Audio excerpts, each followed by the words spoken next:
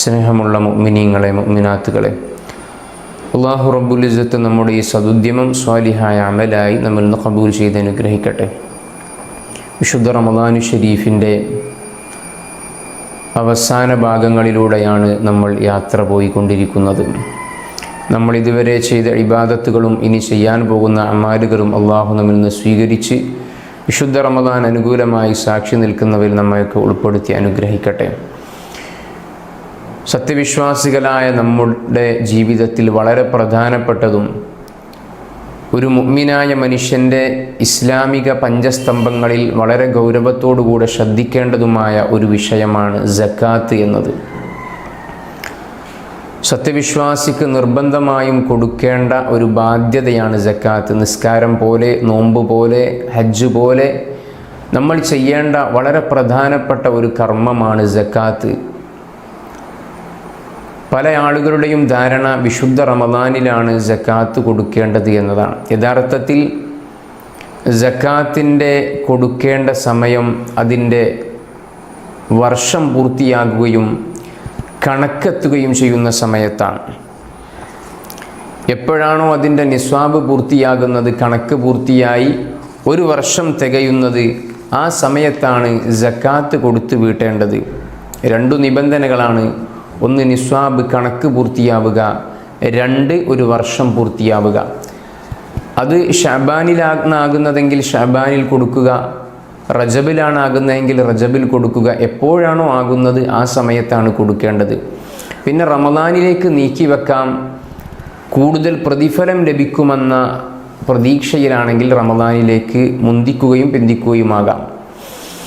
ഇപ്പോൾ റമദാൻ കഴിഞ്ഞ് ഷവ്വാലിലാണ് വരുന്നത്, സമയമാകുന്നത്. പക്ഷേ റമദാനിൽ തന്നെ നമ്മൾ കൊടുക്കുകയാണ് അതിൻ്റെ ഫضല് കൂടുതൽ കിട്ടാൻ. എല്ലാ അമലിനും ഫضല് കിട്ടുന്ന മാസമാണല്ലോ റമദാൻ.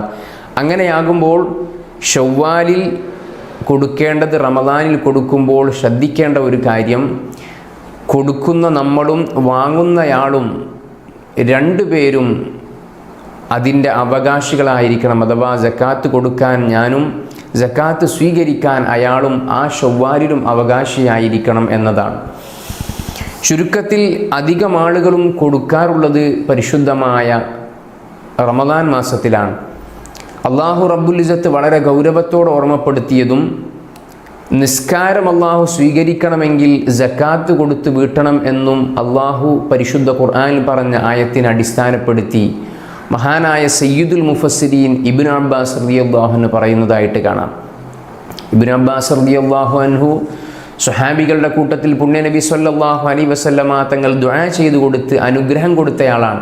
സയ്യിദുൽ മുഫസ്സിരീനാണ് മഹാനവർകൾ പറയുന്നു, സലാസു ആയാത്തിൻ നുസിലത്ത് മഖ്റൂനതൻ ബിസലാസ്. പരിശുദ്ധ ഖുർആനിൽ അള്ളാഹു ഇറക്കിയ 3 ആയത്തുകൾ മറ്റു 3 ആയത്തുകളോട് ചേർന്ന് ഇറക്കപ്പെട്ടതാണ്. ലാ യഖ്ബലുല്ലാഹു വാഹിദഹ ബിഗൈരി കരീനിഹ. ആ ആയത്തുകളിൽ ഒന്ന് കൂടാതെ മറ്റേതിന് അള്ളാഹു സ്വീകരിക്കുകയില്ല. ആ ആയത്തുകളിൽ അള്ളാഹു പരാമർശിക്കുന്ന ഒന്ന് കൂടാതെ മറ്റേതിന് അള്ളാഹു സ്വീകരിക്കുകയില്ല.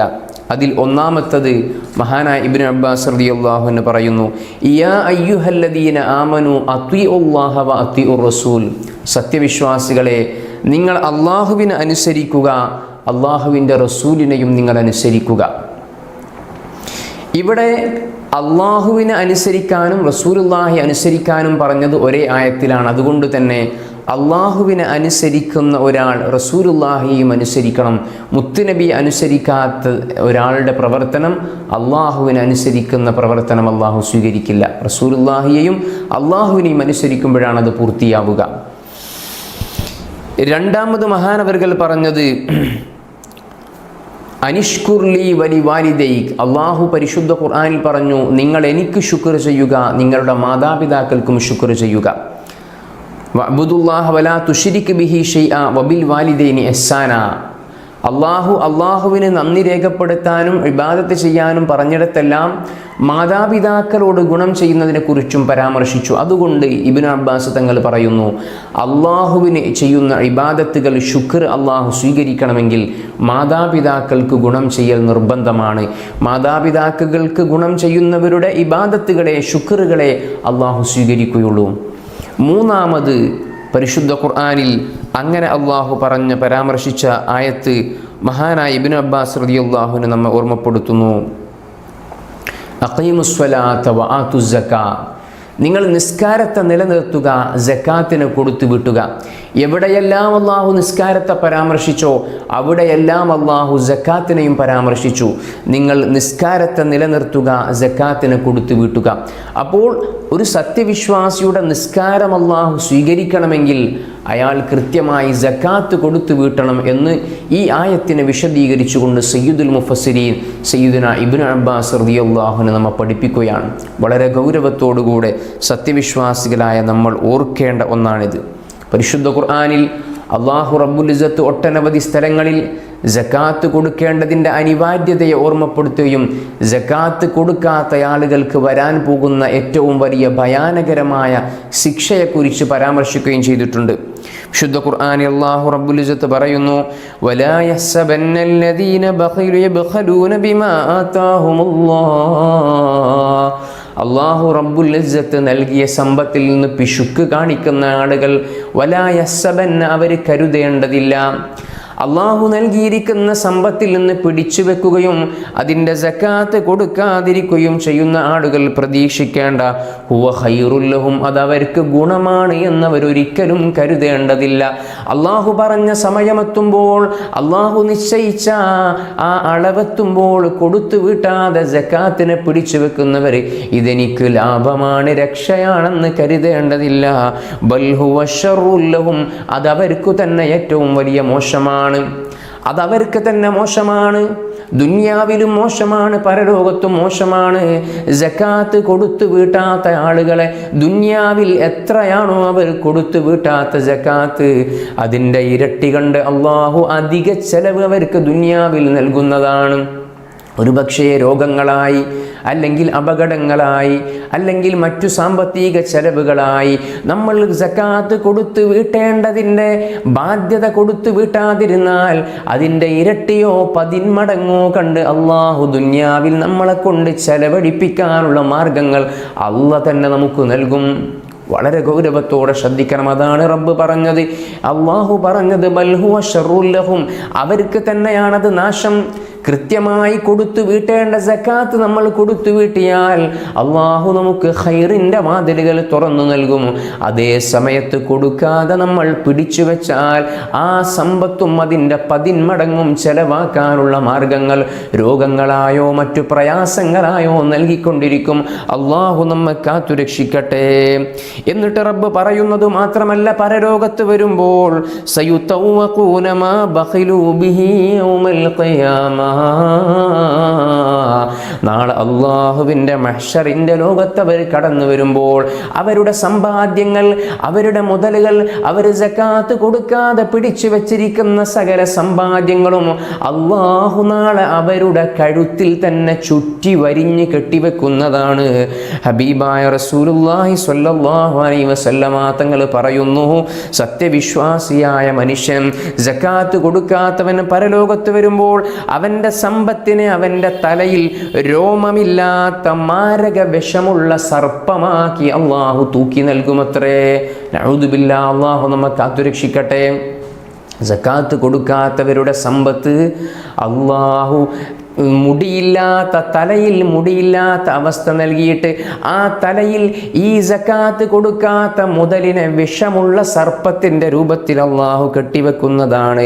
ആ സർപ്പങ്ങൾ അവൻ്റെ തോളിൽ ചുറ്റി വരിഞ്ഞുകൊണ്ട് അവൻ്റെ 2 കവിളിലും 2 കവിളികളിലും കടിച്ചുകൊണ്ട് മാംസങ്ങൾ പറിച്ചെടുക്കുന്ന അവസ്ഥയുണ്ടാകുമെന്ന് സയ്യിദുനാ മുഹമ്മദ് മുസ്തഫ സ്വല്ലല്ലാഹു അലൈഹി വസല്ലം കവിൾത്തടത്തിൽ വലിച്ച് മാംസം പറിച്ചെടുക്കുന്ന ആ ഭീകരമായ സർപ്പങ്ങൾ പറയുമത്രേ, അനകൻസുക, ഞാൻ നിന്റെ നിധിയായിരുന്നു ദുനിയാവിലുള്ള, അനമാലുക, ഞാൻ നിന്റെ മുതലായിരുന്നു ദുനിയാവിൽ നീ കൊടുക്കാതെ പിടിച്ചു വെച്ച നിധിയും നിക്ഷേപവും സമ്പത്തുമായിരുന്നു ഞാൻ.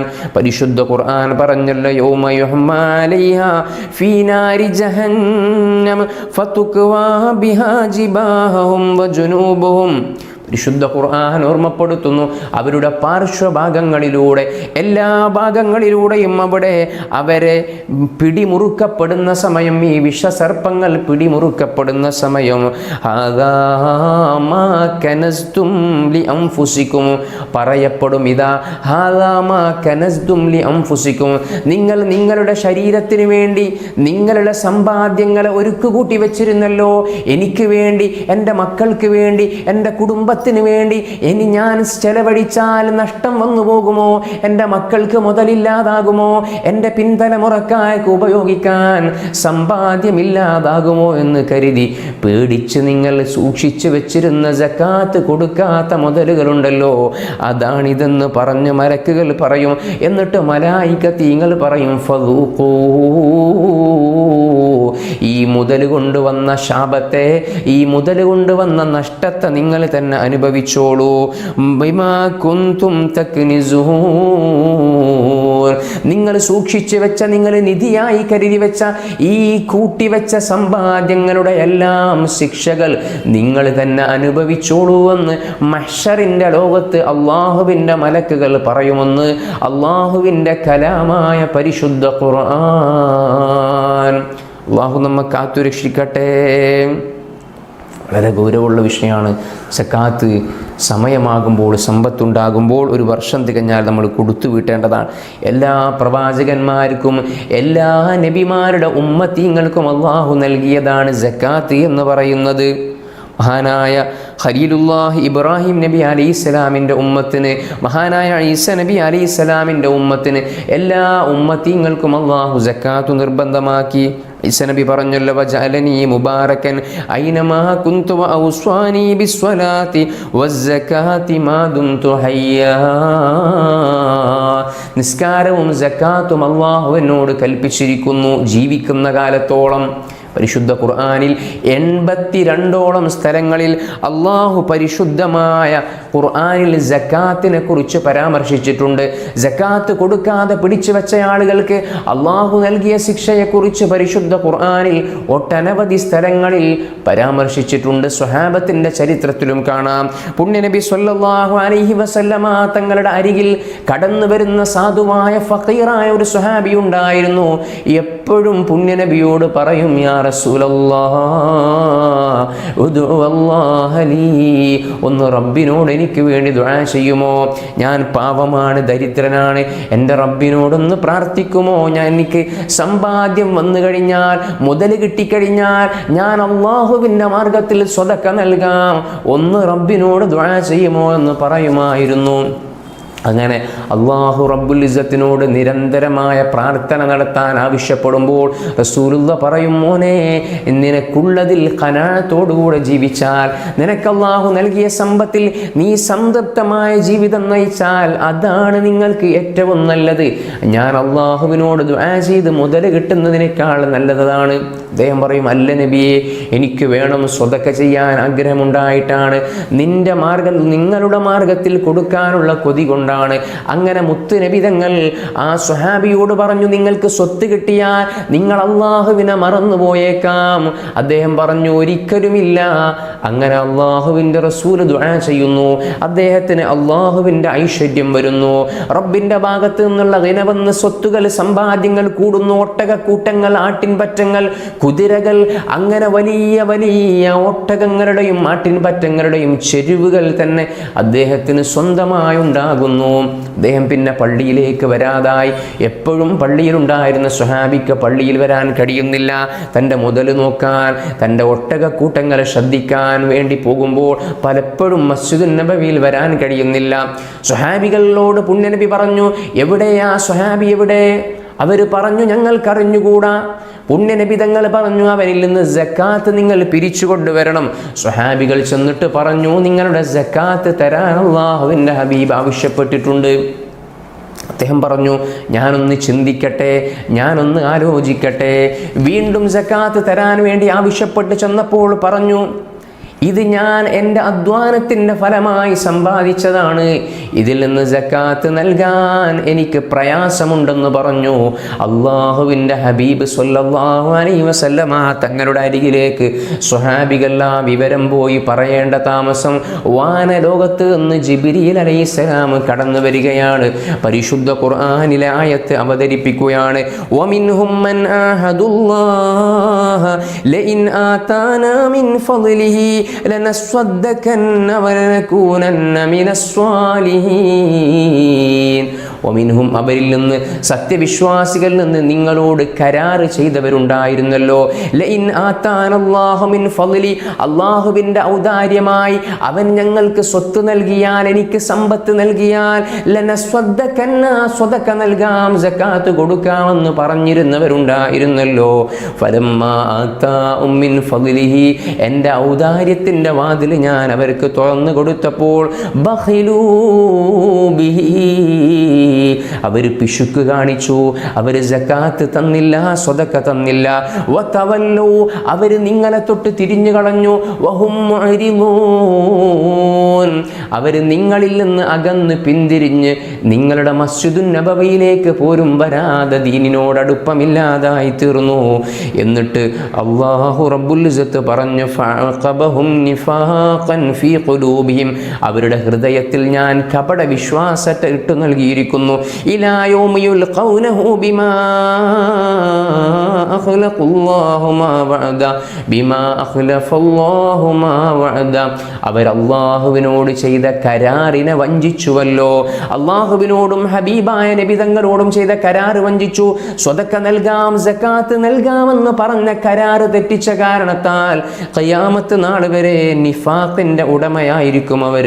വബിമാ കാനൂ യക്ദിബൂൻ, അവർ കളവ് പറഞ്ഞ കാരണത്താൽ അവർക്ക് ഞാൻ നൽകുന്ന ശിക്ഷയാണത്. ആയത്തിറങ്ങി, ആ സ്വഹാബിയുടെ വിഷയത്തിൽ ആയത്തിറങ്ങിയപ്പോൾ ആ സ്വഹാബിയുടെ കുടുംബക്കാരനുണ്ടായിരുന്നു മസ്ജിദുൻ നബവിയിൽ, പുണ്യനബിയുടെ മജ്ലിസിൽ. ആ സ്വഹാബി ഓടി ചെന്നിട്ട് പറഞ്ഞു, പ്രിയപ്പെട്ട കൂട്ടുകാരാ, നിന്റെ വിഷയത്തിൽ അള്ളാഹുവിൻ്റെ കലാമായ ഖുർആൻ ഇറങ്ങിയിരിക്കുന്നു, നീ വലിയ നഷ്ടത്തിലാണ്, പ്രയാസത്തിലാണ്. അള്ളാഹു നിങ്ങളെ ശപിച്ചുകൊണ്ട് ഖിയാമത്ത് നാൾ വരെ നിങ്ങൾക്ക് നിഫാഖിൻ്റെ മുദ്രയടിച്ച് ആയത്തിറക്കിയിരിക്കുന്നു. പേടിച്ചുപോയി. പരിശുദ്ധ ഖുർആൻ ഇറങ്ങി എന്നറിഞ്ഞപ്പോഴേക്ക് ആ സ്വഹാബി പേടിച്ചുപോയി. ഓടിച്ചെന്നു റസൂലുള്ളാഹിയോട് പറഞ്ഞു, നബിയേ, ഞാൻ ഒരുക്കമാണ്, സക്കാത്ത് നൽകാൻ ഒരുക്കമാണ്. പുണ്യനബി സ്വീകരിച്ചില്ല. അള്ളാഹു ഖണ്ഡിതമായൊരു തീരുമാനം പറഞ്ഞ, അള്ളാഹുവിൻ്റെ കലാമായ പരിശുദ്ധ ഖുർആനിൽ ഖണ്ഡിതമായി റബ്ബൊരു തീരുമാനം പറഞ്ഞ് ശപിച്ച, നിഫാഖിൻ്റെ മുദ്രയടിച്ച ഒരാളോട് സക്കാത്ത് സ്വീകരിക്കാൻ എനിക്ക് സാധ്യമല്ല എന്ന് പറഞ്ഞു മുത്തുനബി മാറ്റിവെച്ചു. ആ സ്വഹാബി കരഞ്ഞുകൊണ്ട് മദീനയുടെ, ആ മനുഷ്യൻ മദീനയുടെ ചന്തയിലൂടെ നടക്കുകയാണ് പൊട്ടിക്കരഞ്ഞുകൊണ്ട്. പിന്നെയും ആ മനുഷ്യൻ മഹാനായ ഖലീഫ അബൂബക്കർ സിദ്ദീഖ് റളിയല്ലാഹു അൻഹുവിൻ്റെ കാലമായപ്പോൾ ആ സ്വഹാബി വീണ്ടും, ആ മനുഷ്യൻ വീണ്ടും വന്നു. എന്നിട്ട് പറഞ്ഞു, എൻ്റെ കയ്യിൽ നിന്ന് സക്കാത്ത് സ്വീകരിക്കണം. മഹാനായ സിദ്ദീഖുൽ അക്ബർ തങ്ങൾ പറഞ്ഞു, അള്ളാഹുവിൻ്റെ ഹബീബ് സ്വീകരിക്കാത്ത സക്കാത്തിനെ ഞാൻ എങ്ങനെ സ്വീകരിക്കാൻ? എനിക്ക് വേണ്ട നിങ്ങളുടെ സമ്പാദ്യം ഞാൻ സ്വീകരിക്കില്ല. ഉമർ തങ്ങളുടെ അരികിൽ വന്നു, ഉമർ തങ്ങളും സ്വീകരിച്ചില്ല. ഉസ്മാൻ തങ്ങളുടെ അരികിൽ വന്നു, ഉസ്മാൻ തങ്ങളും തട്ടിമാറ്റുകയാണ്. അങ്ങനെ ഉസ്മാൻ ബിൻ അഫ്ഫാൻ തങ്ങളുടെ ഖിലാഫത്തിൻ്റെ കാലത്ത് ആ മനുഷ്യൻ ലോകത്തോട് വിട പറഞ്ഞു പോവുകയാണ്. ആലോചിക്കണം നമ്മൾ, അള്ളാഹുവിൻ്റെ ഹബീബിൻ്റെ അരികിൽ കൃത്യമായി ജമാഅത്ത് നിസ്കാരത്തിന് വന്നിരുന്ന മുത്തുനബി തങ്ങൾക്ക് ഇഷ്ടമുണ്ടായിരുന്ന ഒരു മനുഷ്യൻ അള്ളാഹു സമ്പത്ത് കൊടുത്തപ്പോൾ സക്കാത്ത് വിലങ്ങിയെന്ന കാരണത്താൽ ആ മനുഷ്യനെ മാറ്റി നിർത്തപ്പെടുകയാണ്. അള്ളാഹുവിൻ്റെ ശാപമേറ്റ് വാങ്ങുകയാണ്. ഖിയാമത്ത് നാൾ വരെ നിഫാഖിൻ്റെ മുദ്ര വാങ്ങുകയാണ്. അതുകൊണ്ട് സമ്പത്തുള്ളവർ ശ്രദ്ധിക്കുക. അള്ളാഹു റബ്ബുൽ ഇസ്സത്ത് നൽകിയിരിക്കുന്ന സമ്പാദ്യമെങ്ങാനും അതിൻ്റെ കൃത്യമായ സക്കാത്ത് കൊടുക്കാത്തവരാണ് നമ്മളെങ്കിൽ ഈ ദുനിയാവിൽ നമ്മൾ രോഗം കൊണ്ട് പ്രയാസപ്പെടും. അള്ളാഹു ആ സമ്പത്ത് വേറെ നിരക്ക് നമ്മളിൽ നിന്ന് ഈടാക്കും. അതിൻ്റെ പുറമെ പരലോകത്ത് നമ്മുടെ തലയിൽ മുഴുവൻ സർപ്പങ്ങൾ ചുറ്റുകയും കവിൾത്തടം കൊത്തി വലിക്കുകയും ചെയ്യും. അള്ളാഹു നമ്മെ കാത്തുരക്ഷിക്കട്ടെ. അതുകൊണ്ട് വളരെ ഗൗരവത്തോടെ നമ്മൾ ശ്രദ്ധിക്കണം. എത്രയാണ് ഇത് കൊടുക്കേണ്ടത്? സ്വർണം, വെള്ളി, അതുപോലെ തന്നെ കറൻസി, ഇത് മൂന്നുമാണല്ലോ കാര്യമായി നമ്മൾ കൊടുക്കേണ്ടത്. സ്വർണത്തിൻ്റെ സക്കാത്ത് 20 മിസ്കാലുണ്ടെങ്കിൽ, അഥവാ 85 ഗ്രാം, അഥവാ 10.5 പവനും 1 ഗ്രാമും ഉണ്ടെങ്കിൽ, ഏകദേശം 10.5 പവനും 1 ഗ്രാമും ഒരു മനുഷ്യൻ്റെ, ഒരു മുഅ്മിനായ മനുഷ്യൻ്റെ കയ്യിൽ ആഭരണമായി സൂക്ഷിപ്പായി 1 കൊല്ലം അയാളുടെ കയ്യിലുണ്ടായാൽ, 1 വർഷം പൂർത്തിയായി കഴിഞ്ഞാൽ അതിൻ്റെ 2.5% അയാൾ സക്കാത്ത് കൊടുക്കണം.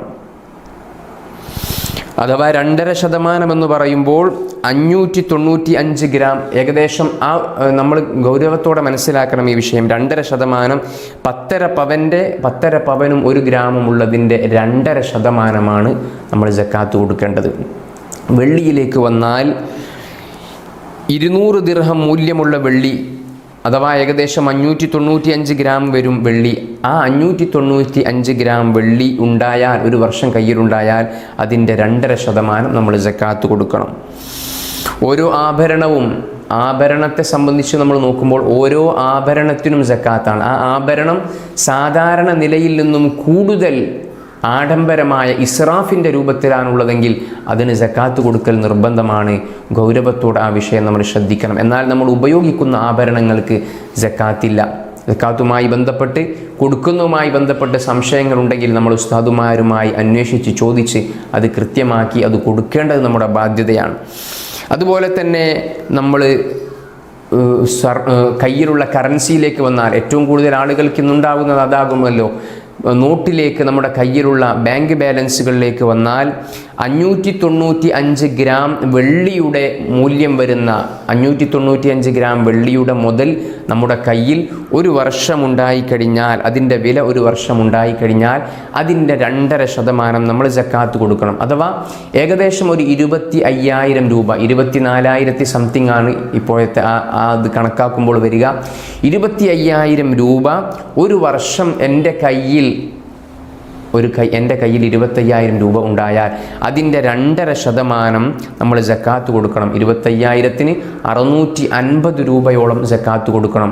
1,00,000 രൂപ 1 വർഷം എൻ്റെ കയ്യിലുണ്ടായാൽ അതിൽ നിന്ന് ഞാൻ 2,500 രൂപ സക്കാത്ത് കൊടുക്കണം. നമ്മുടെ കയ്യിൽ എത്രയാണോ ബാലൻസ് ഉള്ളത് അതിൻ്റെ 1 വർഷം പൂർത്തിയാകുമ്പോൾ അതിൻ്റെ 2.5% നമ്മൾ നിർബന്ധമായി സക്കാത്ത് കൊടുക്കൽ ബാധ്യതയാണ് എന്ന് മനസ്സിലാക്കുക. സക്കാത്തിൻ്റെ അവകാശികളെ മനസ്സിലാക്കി അതിന് കൃത്യമായി നമ്മൾ അവകാശികൾക്ക് തന്നെയാണ് കൊടുക്കുന്നത് എന്ന് ഉറപ്പുവരുത്തി കൊടുക്കേണ്ടതുണ്ട്. അള്ളാഹു നമുക്ക് തൗഫീക്ക് നൽകി അനുഗ്രഹിക്കട്ടെ. അതുപോലെ തന്നെ വിശുദ്ധ റമദാനിൻ്റെ ഈ അവസാന വേളയിൽ നമ്മൾ ശ്രദ്ധിക്കേണ്ട മറ്റൊന്നാണ് അള്ളാഹുവിനോട് തൗബ ചെയ്യുക എന്നത്. രാജാതിരാജനായ അള്ളാഹു റബ്ബുൽ ഇസ്സത്ത് നമുക്ക് നൽകിയ ഏറ്റവും വലിയ അവസരമാണ് പരിശുദ്ധ റമദാൻ. ആ റമദാൻ വിട പറയുന്നതിന് മുമ്പ് തൗബ ചെയ്ത് റബ്ബിലേക്ക് മടങ്ങൽ നമ്മുടെ ബാധ്യതയാണ്. വിശുദ്ധ ഖുർആനിൽ അള്ളാഹു പറഞ്ഞു, വതൂബു ഇലല്ലാഹി തൗബത്തൻ നസൂഹ, നിങ്ങൾ അള്ളാഹുവിലേക്ക് പൂർണ്ണമായി തൗബ ചെയ്യുക.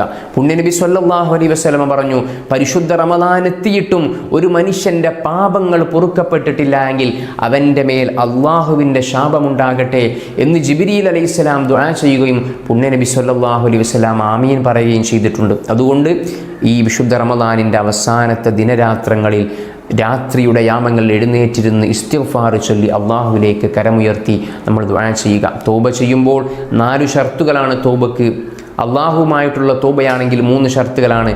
1, ചെയ്തുകൊണ്ടിരുന്ന തെറ്റുകളിൽ നിന്ന് പൂർണ്ണമായി നമ്മൾ വിട്ടുനിൽക്കുക. 2, ഇനി ഒരിക്കലും ആ തെറ്റിലേക്ക് മടങ്ങില്ല എന്ന് ദൃഢപ്രതിജ്ഞ എടുക്കുക, ഇനി ഒരിക്കലും മടങ്ങില്ലെന്ന് തീരുമാനിക്കുക. 3, ചെയ്ത തെറ്റുകളിൽ പൂർണ്ണമായി ഖേദിക്കുക. ഇത് 3ഉം ഉണ്ടായിട്ട് അള്ളാഹുവിനോട് പുറത്തു തരാൻ പറഞ്ഞാൽ അത് തന്നെയാണ് തൗബ. മനുഷ്യരുമായിട്ടുള്ള ബന്ധപ്പെട്ടതാണെങ്കിൽ മനുഷ്യരോട് പൊരുത്തപ്പെടിക്കുക കൂടെ ഇതിൻ്റെ ബാധ്യതയാണ്. മനുഷ്യരോട് പൊരുത്തപ്പെടിക്കുക, ആ ചെയ്തതിൽ ഖേദിക്കുക, ഇനി ചെയ്യില്ല എന്ന് ഉറപ്പിക്കുക, ആ ചെയ്ത തെറ്റിൽ നിന്ന് പൂർണ്ണമായി വിട്ടുനിൽക്കുക. ഇങ്ങനെ ഷർത്തുകൾ പാലിച്ച് പൂർണ്ണമായും തൗബ ചെയ്ത് അള്ളാഹുവിലേക്ക് മടങ്ങണമെന്ന് എൻ്റെ നഫ്സിനോടും നിങ്ങൾ ഓരോരുത്തരോടുമായി വസിയത്ത് ചെയ്യുന്നു. പരിശുദ്ധ റമദാനിൻ്റെ അവസാനത്തെ ദിനരാത്രങ്ങളാണ് ഒരിക്കലും നഷ്ടപ്പെടുത്തത്. ലൈലത്തുൽ ഖദ്ർ പ്രതീക്ഷിക്കപ്പെടുന്ന രാവുകൾ. ലൈലത്തുൽ ഖദ്ർ ഖൈറും മിൻ അൽഫി ഷഹർ, 1000 മാസങ്ങളെക്കാൾ പവിത്രതയുള്ള ആ രാവ് ഈ വർഷത്തിൽ കിട്ടുമെങ്കിൽ നമ്മൾ എടുക്കുക. അടുത്ത വർഷത്തേക്ക് നമ്മൾ ഉണ്ടാകുമോ എന്ന് അറിഞ്ഞുകൂടല്ലോ.